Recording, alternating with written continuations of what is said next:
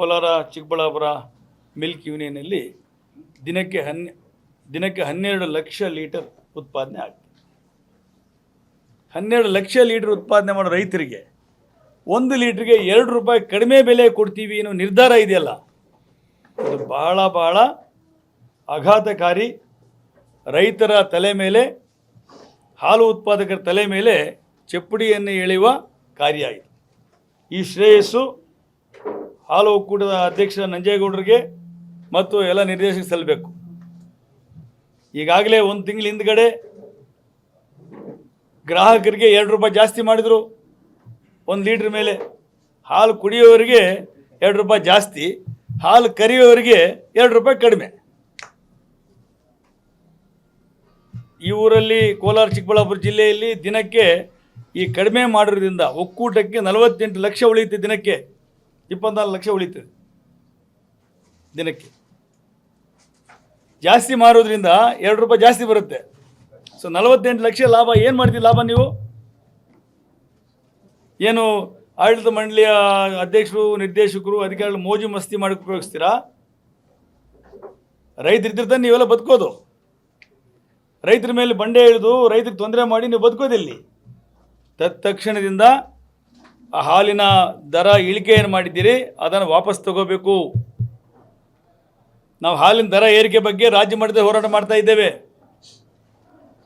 ಅಲ್ಲಿ ಸಿದ್ದರಾಮಯ್ಯ ಎಷ್ಟು ಸುಳ್ಳು ಹೇಳ್ತಾರೆ ಅಂದರೆ, ಅದರಲ್ಲಿ ಅಲ್ಲಿ 50 ml ಜಾಸ್ತಿ ಕೊಟ್ಬಿಟ್ಟಿದ್ದೀವಿ, 200 ರೂಪಾಯಿ 2 ರೂಪಾಯಿ ಜಾಸ್ತಿ ಮಾಡಿದ್ದೀವಿ. 50 ml ಜಾಸ್ತಿ ಕೊಟ್ರಂತೆ, 2 ರೂಪಾಯಿ ಜಾಸ್ತಿ ತಗೊಂಡ್ರಂತೆ. ನಾವು 1 ರೂಪಾಯಿ ಲೀಟ್ರಿಗೆ ಪೆಟ್ರೋಲ್ಗೆ ಜಾಸ್ತಿ ಮಾಡಿದಾಗ ಇದೇ ಸಿದ್ದರಾಮಯ್ಯನವರು ಕಾಂಗ್ರೆಸ್ ಪಾರ್ಟಿ ಸ್ಕೂಟರ್ಗಳನ್ನ ಎತ್ತಿನ ಗಾಡಿ ಮೇಲೆ ಹಾಕೊಂಬಂದು ಮೆರವಣಿಗೆ ಮಾಡಿದರು. ಇವತ್ತು 3 ರೂಪಾಯಿ ಜಾಸ್ತಿ ಮಾಡಿದ್ದಾರೆ. ಅದಕ್ಕೆ ಬೇರೆ ಬೇರೆ ನರೇಂದ್ರ ಮೋದಿಗೆ ತೋರಿಸ್ತಾರೆ. ಹಾಗಾಗಿ ಸಿದ್ದರಾಮಯ್ಯನವರು ಯಾವಾಗಲೂ ಕಾಂಗ್ರೆಸ್ ಪಾರ್ಟಿ ಯಾವಾಗ ಸೇರಿದ್ರೋ ಸಮಾಜವಾದಿತನದಿಂದ ಆಚೆ ಬಂದವರೇ ಭ್ರಷ್ಟಾಚಾರವನ್ನು ಮೈಗೆತ್ಕೊಂಡಿದ್ದಾರೆ. ಅವ್ರು ಹೇಳ್ಬೋದಾಗಿತ್ತು ಕೋಲಾರ ಮಿಲ್ಕ್ ಯೂನಿಯನ್ಗೆ ಯಾಕ್ರಿ ಕಡಿಮೆ ಮಾಡ್ತೀವಿ ಹಾಲನ್ನು, ನಾನು ರೈತರ ಪರ ಅಂತೇಳಿ. ಅವ್ರ ಯೋಗ್ಯತೆಗೆ 9 ತಿಂಗಳು ದುಡ್ಡು ಸಬ್ಸಿಡಿ ಕೊಡೋಕ್ಕಾಗಲಿಲ್ಲ, ಇದು ಕೊಡೋಕ್ಕಾಗಲಿಲ್ಲ ರೈತರಿಗೆ. ಇದರಲ್ಲಿ ಇದೊಂದು ಮರ್ಮಾಘಾತ ಬೇರೆ ತಮ್ಗೆ ಗೊತ್ತಿರಲಿ.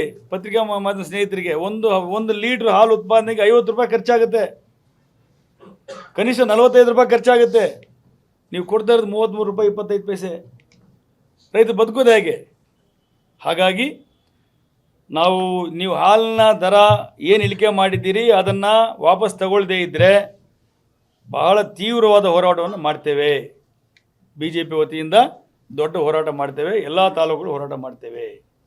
ಯಾರ್ಯಾರು ನೀವು ನಿರ್ದೇಶಕರು ಈ ರೈತರ ಈ ಬೆಲೆಯನ್ನು, ಹಾಲಿನ ಬೆಲೆಯನ್ನು ಇಳಿಸೋಕ್ಕೆ ಪರ ಇದ್ದೀರೋ ಅವ್ರು ರಾಜೀನಾಮೆ ಕೊಟ್ಟು ಆಚೆ ಬರಲಿ. ಇವರೆಲ್ಲ ನೀವು ನಾಯಕರಾಗ್ತೀರಿ. ರೈತರಿಗೆ ಮೋಸ ಮಾಡಿ, ದ್ರೋಹ ಮಾಡಿ, ಅವರ ಊಟವನ್ನು ಕಸಿದುಕೊಂಡ್ರೆ ಯಾವಾಗಲೂ ನೀವು ಲೈಫಲ್ಲಿ ಉದ್ಧಾರ ಆಗಕ್ಕೆ ಸಾಧ್ಯ ಇಲ್ಲ. ಹಾಗಾಗಿ ಆದೇಶವನ್ನು ವಾಪಸ್ ತಗೋಬೇಕು ಅನ್ನೋ ಮಾತನ್ನು ಹೇಳಕ್ಕೆ ಇಷ್ಟಪಡ್ತೀನಿ.